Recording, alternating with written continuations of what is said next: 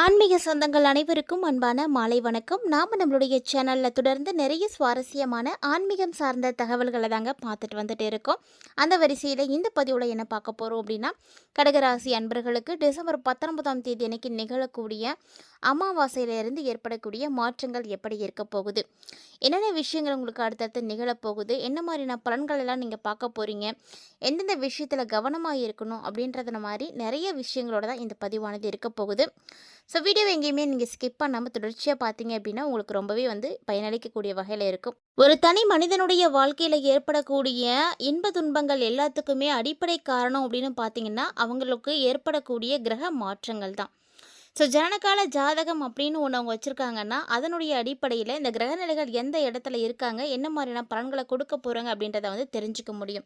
இதிலே ஒரு சிலருக்கு பார்த்தீங்கன்னா ஜனனகால ஜாதகம் அப்படின்றது இல்லாமல் இருந்திருக்கும். அதை நினைத்தெல்லாம் இனிமேட்டுக்கு யாருமே கவலைப்படவே தேவையில்லைங்க. ஏன்னா நம்மளுடைய ஸ்க்ரீனில் ப்ளே ஆகிட்டு இருக்கக்கூடிய இந்த வாட்ஸ்அப் நம்பரை நீங்கள் நோட் பண்ணிக்கோங்க. அவங்க கேட்டிருக்கக்கூடிய டீட்டெயில்ஸ் எல்லாத்தையும் நீங்கள் கொடுத்தீங்க அப்படின்னா உங்களுக்கான பலன்களை உங்களுக்கு தெளிவாக பார்த்து சொல்லிடுவாங்க.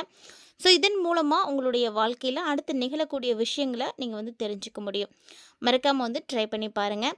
இப்போ வாங்க கடகராசி என்பர்களுக்கு என்னென்ன மாற்றங்கள் நிகழ போகுது அப்படின்றத பார்க்கலாம். டிசம்பர் 19 வெள்ளிக்கிழமை அன்னைக்கு உருவாகக்கூடிய அமாவாசை. பொதுவாக அமாவாசை அப்படின்றது மாதம் வரக்கூடியது தான். 15 நாட்களுக்கு ஒரு முறை அமாவாசையும் பௌர்ணமி திதியும் வருவதுண்டு. இந்த அமாவாசை திதி வரும்போது எல்லாமே கண்டிப்பாக கிரகநிலைகளுடைய மாற்றங்களும் இருக்கும். அமாவாசை அப்படின்னாலே முன்னோர்களுடைய வழிபாடு தாங்க. கண்டிப்பாக தாய் தந்தையரை இழந்திருக்கக்கூடியவங்க உங்களுடைய கடமைகளை நீங்கள் சரியாக செய்தே ஆகணும். ஸோ இது பார்த்தீங்கன்னா உங்களை மட்டும் கிடையாது, உங்களுடைய தலைமுறையினரையும் சிறப்பாக வாழ வைக்கும். அந்த ஒரு நம்பிக்கையோட அதில் கவனம் செலுத்தி இந்த ஒரு விஷயத்தை நீங்கள் செய்கிறது ரொம்ப நல்லது. கண்டிப்பாக எல்லாருமே அமாவாசையில் வழிபாடு செய்யுங்க. தாய் தந்தையருக்கு தர்ப்பணம் செய்ய இயலாத வகையில் இருக்கக்கூடியவங்க எல்லாருமே நீங்கள் கவலைப்பட வேண்டாம். குலதெய்வத்தை போய் வழிபாடு செய்யுங்க. ஸோ இது ரெண்டுமே செய்ய முடியாத சூழ்நிலையில் இருக்கக்கூடியவங்க எல்லாருமே உங்களுடைய கையில் இருக்கக்கூடிய பணத்தை வைத்து இயலாதவர்களுக்கு அந்தான தர்மங்கள் செய்யுங்க. கண்டிப்பாக அன்றைக்கி உணவு தானம் வாங்கி கொடுக்கறது ரொம்ப நல்லது. உங்களால் யாராவது ஒருவருடைய பசியாவது ஆற்ற முடியும் அப்படின்னா கூட அது நல்லது தான். கண்டிப்பாக அதெல்லாம் நீங்கள் செய்யுங்க. நீங்கள் செய்ய செய்ய உங்களுடைய கர்மாக்கள் எல்லாமே அழிக்கப்படும். உங்களுக்கு நல்ல ஒரு பலன் கிடைக்கும். நீங்கள் மட்டும் இல்லைங்க, உங்களுடைய தலைமுறையினரே சிறப்பாக வாழலாம். ஸோ நம்முடைய வாழ்க்கையில் நம்ம சொத்துக்கள் சேர்க்காவிட்டாலுமே கூட நம்முடைய தலைமுறையினருக்கு பாவங்களை சேர்த்து வைக்கக்கூடாது. அதுலேயும் மிகப்பெரியதாக இருக்கக்கூடியது இந்த பித்ருதோஷம். பித்ருதோஷத்தை மட்டும் கண்டிப்பாக விட்டுட்டு போகாதீங்க. அது எந்த தலைமுறையினரையும் சிறப்பாக வாழ வைக்காது. அவங்க படாத கஷ்டங்கள் எல்லாம் படுற மாதிரி இருக்கும். ஒருவேளை ஜாதகத்தில் கிரக அமைப்புகள் நல்லா இருக்குது, உங்களுக்கு நல்ல தசாபுத்திகள் இருக்குது அப்படின்னா நீங்கள் அதை அனுபவிக்க தவறுனாலுமே கூட உங்களுடைய தலைமுறையினர் பாதிப்படைவாங்க. அதனால தான் எந்த ஒரு பாவத்தையும் தெரிந்தோ தெரியாமலோ செய்யக்கூடாது அப்படின்னு சொல்கிறது. ஸோ இப்போ வாங்க நம்ம கடகராசி நண்பர்களுக்கு எப்படி இருக்குது அப்படின்றத பார்த்துடலாம். இந்த அமாவாசை பார்த்திங்கன்னா வெள்ளிக்கிழமை ஸ்டார்ட் ஆகி சனிக்கிழமை வரைக்கும் இருக்குது. முறைப்படி தர்ப்பணங்கள் செய்யக்கூடியவங்க எல்லாருமே வெள்ளிக்கிழமையில தான் செய்யணும். ஏன்னா சூரிய உதயம் முழுமையாக இருக்கக்கூடிய அந்த நாளில் தான் அமாவாசை வழிபாடுகள் செய்யணும். இந்த அமாவாசை பார்த்திங்கன்னா தமிழ் மாத கணக்கின்படி மார்கழி மாதத்தில் வரக்கூடிய அமாவாசை. மார்கழி மாதமே விசேஷமான ஒரு மாதம் தான், தெய்வீகம் நிறைந்த ஒரு மாதம்.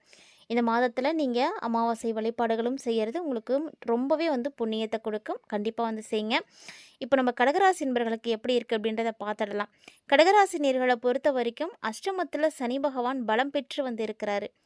ஸோ இந்த காலகட்டங்களில் ஜென்மத்தில் உங்களுக்கு குரு பகவானும் வக்ர இயக்கத்தில் வேறு இருக்கிறாரு. ஸோ எப்படி இருக்கும் அப்படின்னா இந்த மாதம் உங்களுக்கு கொஞ்சம் சோதனைகளும் இருக்கத்தான் செய்யும். ஏன்னா சனி பகவான் அஷ்டமத்தில் இருக்கிறாரு, குரு பார்த்திங்கன்னா உங்களுக்கு ஜென்மத்தில் இருக்கிறாரு. அப்படிங்கும் பொழுது சின்ன சின்ன தொல்லைகள், சிரமங்கள், சிக்கல்கள் இதெல்லாம் இருக்கும். பக்கபலமாக உங்களுக்கு இருப்பாங்க அப்படின்னு நினச்சி கூட நீங்கள் யாரை நம்பியும் எந்த ஒரு விஷயத்தையும் செய்ய முடியாது. அந்த அளவுக்கு உங்களுக்கு நம்பிக்கை இல்லாமல் இருக்கும். உங்கள் கூடயே இருக்கக்கூடியவங்களை கூட நம்ப முடியாத ஒரு சூழ்நிலைக்கு இப்போ நீங்கள் தள்ளப்பட்டிருப்பீங்க. அந்த மாதிரியான நிலை. பல பணிகள் பார்த்தீங்கன்னா உங்களுக்கு பாதியிலே தான் நின்றுட்டுருக்கும். ஸோ எதுவுமே முழுமை அடைஞ்சிருக்காது. ஆனாலுமே கடகராசிக்காரங்க ரொம்ப தெளிவாக சிந்தித்து செயல்பட்டீங்க அப்படின்னா உங்களுக்கு ஏற்படக்கூடிய சோதனைகளை கூட நீங்கள் சாதனைகளாக மாற்ற முடியும். அதை எப்படி மாற்றலாம் அப்படிங்கிறதுக்கான வழிமுறைகளை எல்லாம் நீங்கள் யோசிக்கணும். அந்த முறைகளை நீங்கள் சரியாக பண்ணிட்டீங்க அப்படின்னா போதும், கண்டிப்பாக உங்களுக்கு நல்லது நடக்கும். மேலும் இந்த காலகட்டங்களில் சனி பகவான் மீது கவனத்தை செலுத்த வேண்டிய ஒரு நேரம். சனி பகவான்கிட்ட போய் உங்களுடைய பாவங்களுக்கான மன்னிப்புகளை வந்து நீங்கள் வாங்க வேண்டிய நேரம். அஷ்டமத்து சனி பகவான் நிவர்த்தி ஆகும் பொழுது உங்களுக்கு பல பிரச்சனைகளை கொடுக்கத்தான் செய்வார். இருந்தாலும் கவலைப்படாமல் வந்து வழிபாடு செய்யுங்க. அதே போல் மிதுன ராசியில் குரு பகவான் வக்ரத்தில் வந்து இயக்குறாரு. ஸோ வக்ர இயக்கத்தில் இவர் இருக்கக்கூடியவர் பார்த்தீங்கன்னா உங்கள் ராசியை பொறுத்த மட்டும் 6, 9 ஆகிய இடங்களுக்கு அதிபதியானவர் தான் குரு. இவர் 12வது இடத்திற்கு வரும் பொழுது பயணங்கள் உங்களுக்கு அதிகரிக்கும். பயணங்கள் போக போக உங்களுக்கு பல வழிகளில் இருந்து விரயங்களும் வந்து சேரும். ஸோ இந்த விரயங்களை நீங்கள் கட்டுப்படுத்தி ஆகணும்.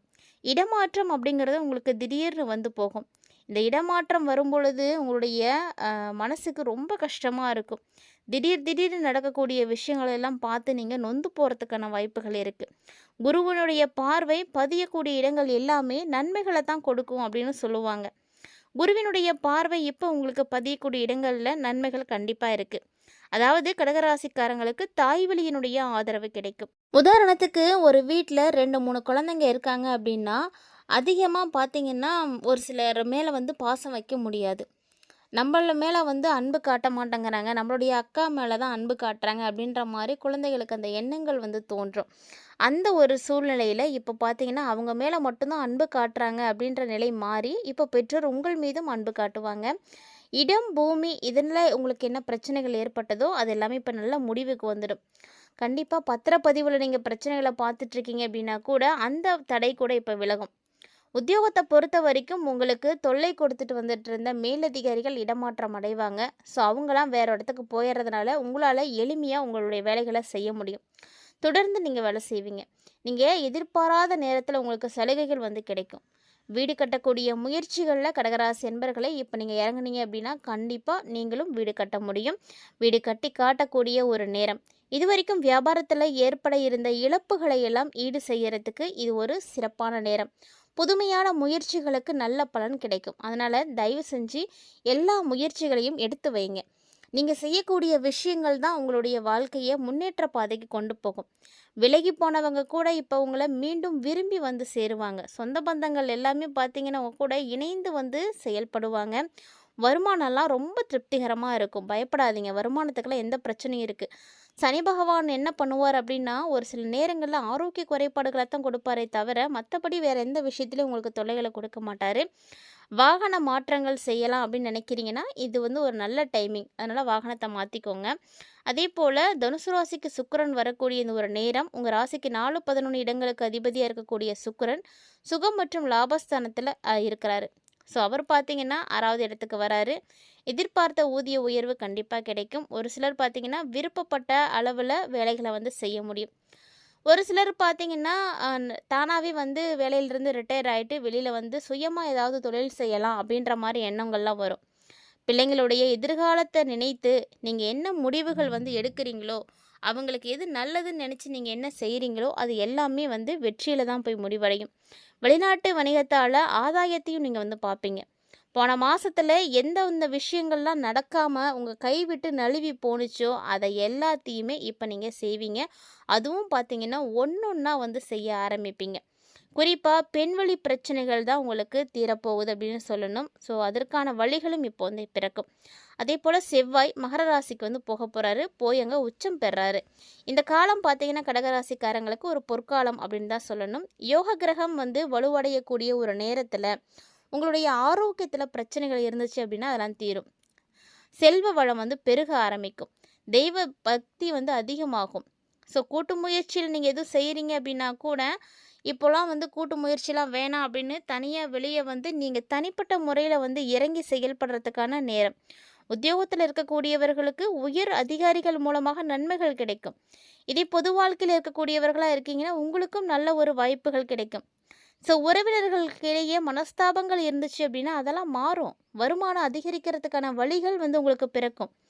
ஸோ நல்ல பேர் கிடைக்கும், நல்ல வியாபாரம் செய்யலாம், நல்ல தொழில் செய்யலாம். உங்களுக்கு எல்லா வகையிலையுமே ஒத்துழைப்பு கிடைக்கும். இது பார்த்தீங்கன்னா இப்போ மட்டும் கிடையாது, இன்னும் நிறைய விஷயங்களுக்கு உங்களுக்கு வந்து உதவியாக இருக்கும். இதே கலைத்துறையில் இருக்கக்கூடிய கலைஞர்களாக இருக்கீங்க அப்படின்னா உங்களுக்கு இந்த காலகட்டங்களில் புகழ் வந்து கிடைக்கும். நீங்கள் என்ன செய்யணும்னு நினைக்கிறீங்களோ அதை வந்து செய்ய முடியும். ஸோ நல்ல பாராட்டு கிடைக்கும், பதவி கிடைக்கும், நிறைய இடங்களில் வேலை செய்கிறதுக்கான அமைப்புகள் வந்து கிடைக்கும். மாணவ மாணவிகளை பொறுத்த வரைக்கும் உங்களுடைய கடினமான முயற்சி எப்போதும் வீணாக போகாது. அதனால் நீங்கள் எந்த அளவுக்கு வந்து கல்வியில் ஆர்வம் எடுத்து படிக்கிறீங்களோ அதில் உங்களுக்கு வெற்றி கண்டிப்பாக இருக்குது. பெண்களை பொறுத்த வரைக்கும் உறவினர்கள்ட்ட இருந்து வந்த மனக்கசப்புகள் பார்த்திங்கன்னா மாற ஆரம்பிக்கும். ஸோ கடகராசியுடைய பெண்களும் பார்த்திங்கன்னா கவலையே படாமல் இருக்கலாம். இனி உங்களுக்கு எல்லாமே நல்லா இருக்குது. ஆனால் இந்த காலகட்டங்களில் வரவும் சரி செலவும் சரி கிட்டத்தட்ட உங்களுக்கு வந்து சமமாக இருக்கும். எந்த அளவுக்கு வரவு வருதோ அதே அளவுக்கு வீட்டில் செலவுகளும் இருக்கும். அதை ரெண்டையுமே நீங்கள் பேலன்ஸ் பண்ணி தான் ஆகணும். ஸோ இந்த காலகட்டங்கள் உங்களுக்கு அந்த மாதிரி தான் அமைஞ்சிருக்கு. கிரக அமைப்புகள் மூலமாக கடகராசி அன்பர்களுக்கு டிசம்பர் 19 ஏற்படக்கூடிய மாற்றங்கள் எப்படி இருக்க போகுது அப்படின்றத தெளிவாக பார்த்துருப்பீங்க. என்னென்ன கிரகங்கள் எந்த இடத்துல மாறுறாங்க, என்ன மாதிரியான பலன்களை கொடுக்க இருக்காங்க, என்னது விஷயத்தெல்லாம் நீங்கள் நிதானமாக இருக்கணும் அப்படின்ற மாதிரி நிறைய தகவல்களை பார்த்துருப்பீங்கன்னு நினைக்கிறேன். பதிவு உங்களுக்கு பிடிச்சிருந்தது அப்படின்னா லைக் பண்ணி ஷேர் பண்ணுங்கள். மறக்காமல் வீடியோ பற்றிய கருத்துக்களையும் எங்களோட வந்து பகிர்ந்துக்கோங்க. இந்த தகவல்களை போல் இன்னுமே கூடுதலான தகவல்களோட நிறைய பதிவுகள் நம்மளுடைய சேனலில் பதிவேற்றம் செய்துட்டு இருக்கும். ஸோ அதையெல்லாம் மறக்காமல் தொடர்ந்து பார்த்து பயன்பெறுங்க. மீண்டும் மற்றும் ஒரு சுவாரஸ்யமான ஆன்மீக தலைப்பில் சந்திக்கலாம்.